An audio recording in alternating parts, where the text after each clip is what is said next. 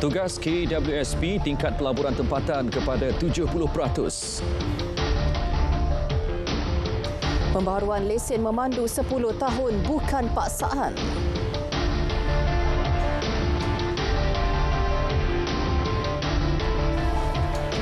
KWSP digesa tingkatkan pelaburan domestiknya kepada 70% tahun ini berbanding 64% tahun lalu. Tegas Perdana Menteri Datuk Seri Anwar Ibrahim, fokus hanya tertumpu kepada syarikat pemula tempatan yang inovatif dan catat pertumbuhan tinggi. Ada cari hala tuju baru tentang mencari juga ruang dan pendekatan untuk mengajak anak-anak muda dalam kegiatan mereka, startups yang juga memerlukan sedikit sebanyak kepakaran daripada hanya menumpukan pelaburan besar yang perlu dan strategik untuk negara yang juga diminta oleh kerajaan. Tambah Datuk Seri Anwar, panel penilai pelaburan KWSP harus sentiasa profesional dan bebas pengaruh orang atasan. Ini penting bagi melindungi kepentingan para pencarum dan negara. Hala tuju baharu untuk beri lebih peluang kepada belia dan sektor pertanian terlibat dalam pelaburan KWSP juga perlu dikenal pasti. Beliau merasmikan menara baharu KWSP di Kuasa Damansara. Dalam pada itu, cadangan kadar caruman KWSP bahagian majikan dinaikkan kepada 20% masih belum dibincang. Menurut Perdana Menteri, cadangan berkenaan telah dikemukakan namun belum dibawa ke mesyuarat Jemaah Menteri. Ketika ini, kadar caruman KWSP bahagian majikan kekal 13%. Pelaksanaan inisiatif pembaharuan lesen memandu LMM bagi tempoh 10 tahun yang bermula hari ini bukan paksaan. Inisiatif itu dilaksana setelah mengambil kira maklum balas rakyat untuk memanjangkan tempoh sah laku lesen. Ini pilihan. Bukan kita paksa datang mesti bayar 10 tahun. Tidak. Ada orang kata mungkin saya tak mampu bayar 10 tahun. Tak apalah. Kita benarkan setahun-setahun. Kalau tak nak bayar sekaligus 10 tahun, tak ada masalah. Itu pilihan. Daripada 1 tahun hingga 10 tahun, terpulang. Tindakan penguatkuasaan tetap akan diambil terhadap individu yang melakukan kesalahan jalan raya walaupun memegang lesen telah memperbaharui LMM untuk tempoh 10 tahun. Status kawasan tempatan jangkitan akan diteruskan meskipun COVID-19 tidak lagi menjadi kecemasan kesihatan global. Menteri Kesihatan Dr. Zaliha Mustafa memaklumkan perkara itu perlu bagi memenuhi keperluan pengasingan kes COVID-19. Dijangkakan penilaian risiko situasi jangkitan COVID-19 dalam negara akan dilaksana pada pertengahan Jun ini bagi menyemak semula pengisytiharaan kawasan tempatan jangkitan untuk menentukan hala tuju seterusnya. KKM akan meneruskan langkah kawalan dan pencegahan berdasarkan protokol sedia ada serta membuat semakan semula dan mengemas kini garis panduan COVID-19 dengan merujuk kepada kenyataan WHO. Bekalan barangan keperluan masih terkawal walaupun keadaan cuaca panas melanda negara. Bagaimanapun, pemantauan dilakukan Kementerian Perdagangan Dalam Negeri dan Kos Sara Hidup KPDN dari semasa ke semasa bagi menghadapi sebarang kemungkinan. Setakat ini tak ada. Masih lagi dalam kawalan. Yang lain tidak berlaku. Di Kedah saya difahamkan tidak ada isu gula, kekurangan gula dan tidak ada isu tentang mineral water. Tak ada isu. Jadi saya harap perkara ini dapat kita kekalkan. Mengulas isu kekurangan bekalan gula khususnya di Pantai Timur, beliau berkata KPDN akan bertindak lebih proaktif dan mengadakan libat urus bersama pemain industri. Tidak melebihi 10 minit, itu masa tindak balas Jabatan Bomba dan Penyelamat ketika berdepan ancaman musim kemarau. Had tempoh itu agar kebakaran dapat dipadamkan dalam kadar segera, elak merebak ke kawasan lain. Menteri Pembangunan Kerajaan Tempatan Nga Kormeng menjelaskan 355 balai bomba seluruh negara mencapai petunjuk prestasi utama arahan tersebut.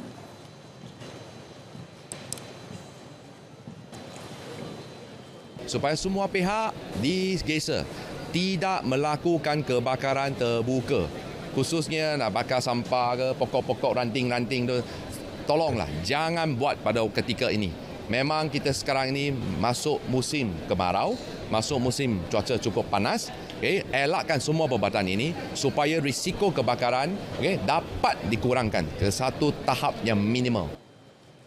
Sebanyak 406 kawasan panas yang terdedah kepada risiko kebakaran terbuka dikenal pasti.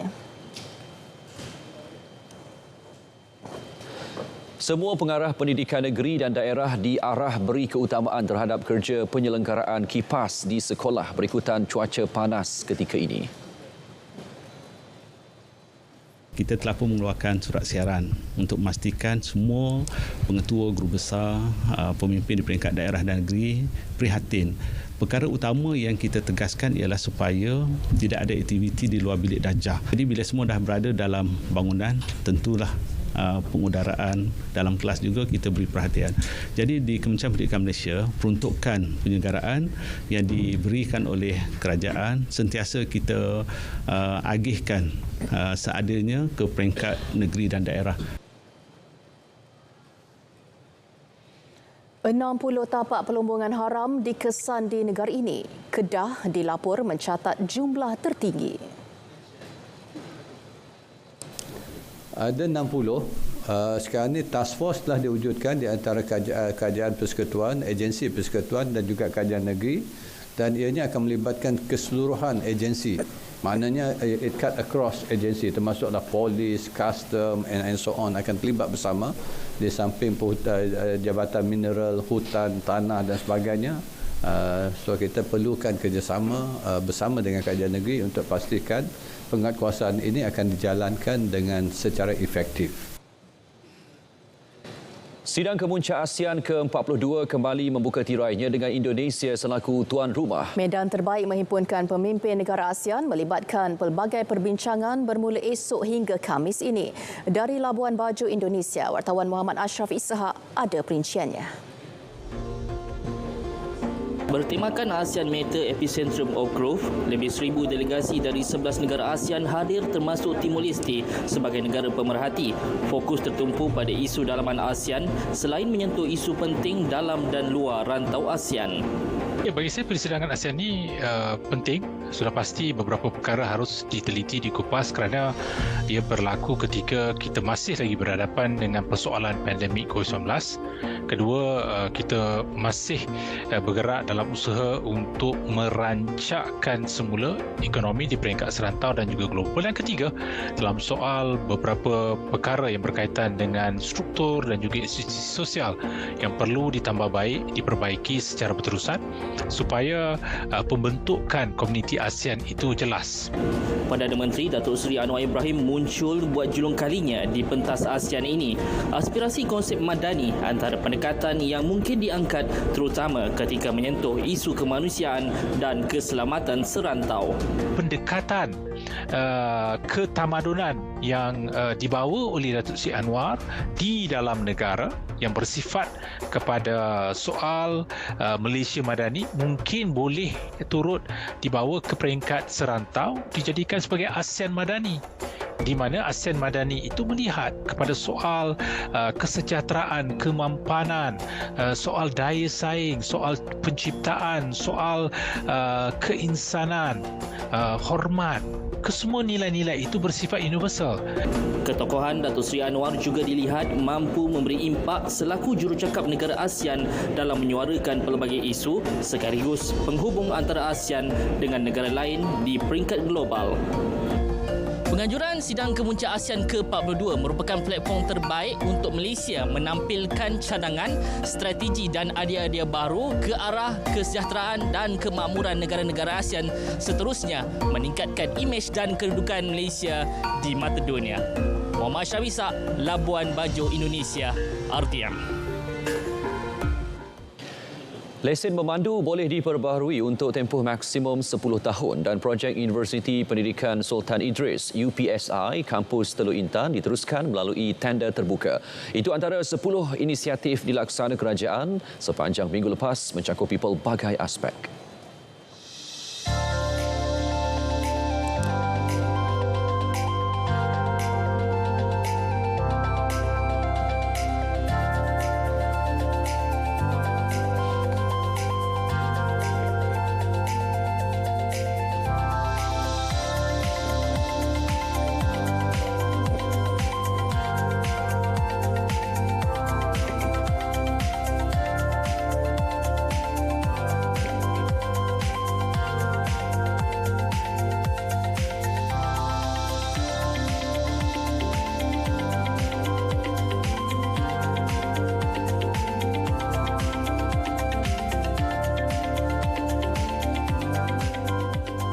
Tanda keprihatinan kepada golongan memerlukan. Perbadanan Tabung Pendidikan Tinggi Nasional PTPTN mengambil inisiatif tanggungjawab sosial korporat membantu 20 mahasiswa OKU bagi tujuan pendidikan.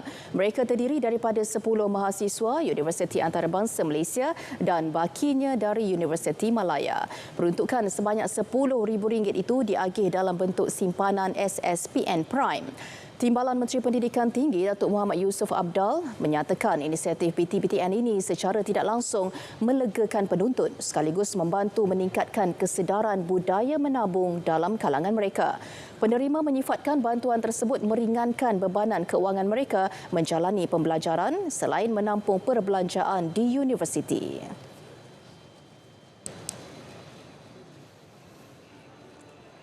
Okey, sejujurnya perasaan saya pertama sekali syukur Alhamdulillah.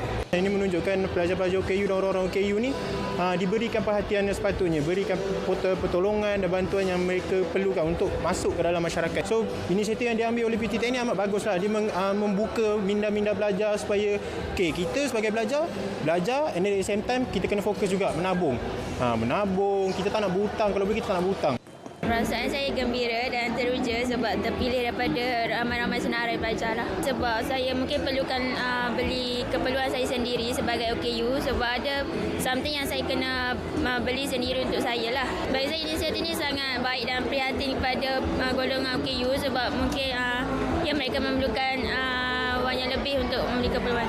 Bagi saya, untuk saya yang student yang kurang berkemampuan dan banyak memerlukan duit, sangat berguna untuk saya beli buku, material-material untuk belajar. Menabung untuk nanti waktu sambung belajar lagi senang and tak payah susah-susah fikir waktu dah sambung belajar tu. Lagi senang ada duit tabungan tu. Pada majlis sama, PTPTN turut meraihkan sambutan Hari Raya bersama pelanggan yang terdiri daripada kementerian, agensi dan rakan strategik di Ibu Negara. Turut hadir Ketua Eksekutif PTPTN, Ahmad Dasuki Abdul Majid.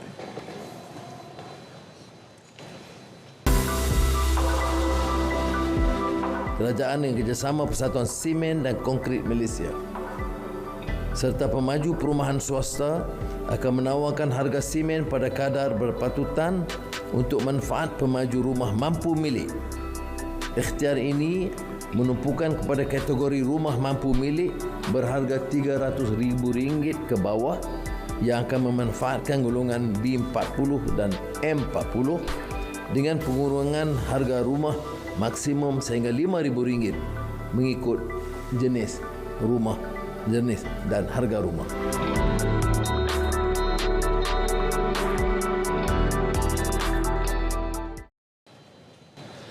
Masih bersama berita perdana. Sindiket dadah di Pulau Pinang tumpas dengan penahanan 9 individu. Turut didalangi wanita warga asing, suspek dari 2 kumpulan diberkas di beberapa lokasi.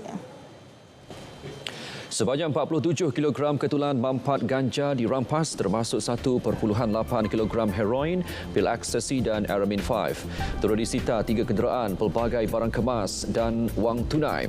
Nilai rampasan lebih RM370,000. Sementara itu, 4 individu ditahan kerana terlibat dengan kegiatan mengugut peminjam wang. Suspek bertindak menuntut hutang dengan membakar kenderaan dan menyembah cat merah di beberapa rumah mangsa. Sindiket didalangi ahlong dari negara jiran. Di Kajang, 2 lelaki didakwa atas pertuduhan membunuh seorang ahli perniagaan.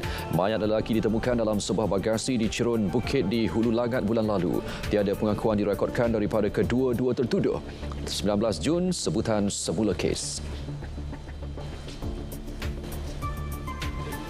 Ini pula bagi mengekang pelancong ditipu ketika tiba di Langkawi. 14 kenderaan disita JPJ di kawasan berhampiran lapangan terbang. Pemeriksaan dijalankan secara penyamaran terhadap penyedia perkhidmatan kereta sewa, teksi, e-hailing dan kereta sewa haram.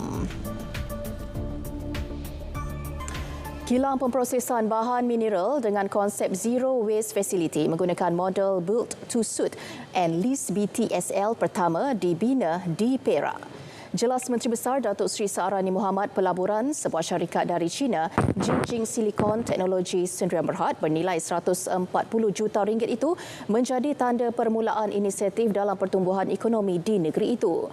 Inisiatif melalui Perbadanan Kemajuan Negeri Perak itu sebagai usaha untuk menarik lebih ramai pelabur. Majlis Pecatana projek pembangunan kilang tersebut berlangsung di Kantan Cemor.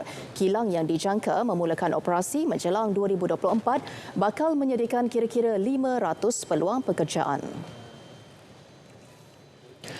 Keputusan Bank Negara menaikkan kadar dasar semalaman OPR kepada 3% dilakukan secara bebas menerusi timbang tara data ekonomi semasa. Jelas Menteri Ekonomi Rafizi Ramli menaikkan OPR antara instrumen untuk mengawal aliran kewangan dalam ekonomi.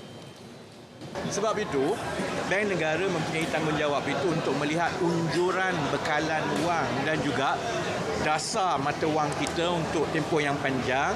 Kalau OPR dinaikkan, secara tidak langsung dia juga memaksa kerajaan untuk belanja dengan lebih baik dan berkhidmat kerana kos untuk kita berhutang itu lebih tinggi.